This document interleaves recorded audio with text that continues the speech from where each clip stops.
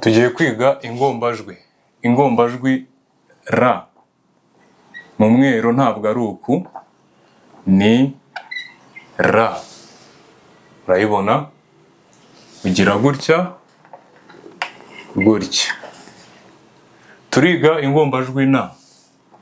Mu Kinyarwanda iyi ni Ikilatini, si iyi ni N.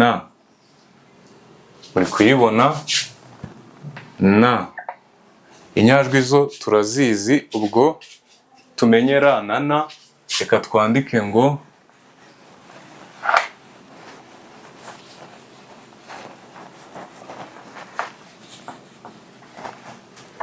nta jambo mbonye hagati aho, reka twandike, tumaze kumenya R na, dukurikizeho M.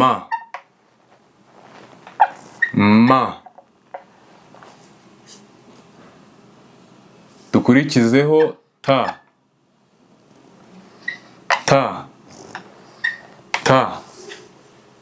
Dukurikizeho K.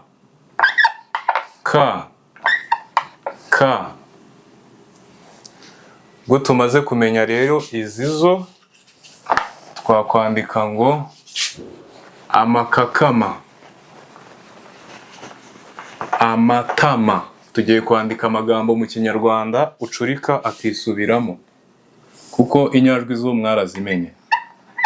A, ma, ta, ma. Yabonye? Reba nituricurika turongera dufate iyi A, dufate iyi ma, dufate iyi A, dufate iyi ta, dufate iyi A, dufate iyi ma, dufate n'iyi A, byongere biduhe amatama. Noneho igikurikiyeho, kuri bamwe bavuga ngo umwero wamara amakaye, reka mbereke ko iyo umuntu abishatse yandika n'ibito. Tuhite twandika ngo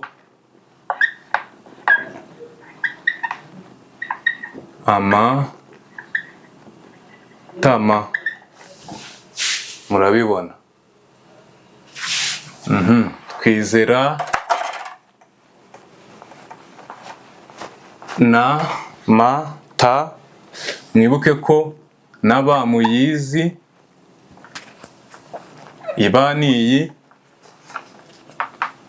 mumenye na fa, kugira ngo twandike ngo abana bafite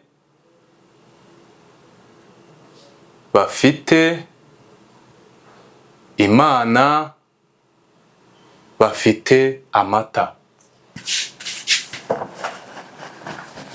Turandika ngo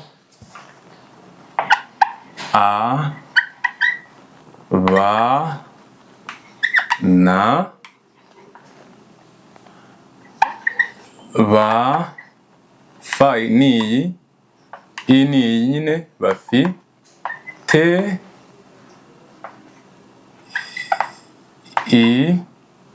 Imana, bafite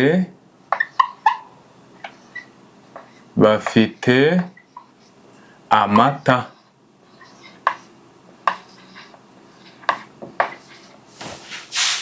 Ngira ngo muri kubibona neza.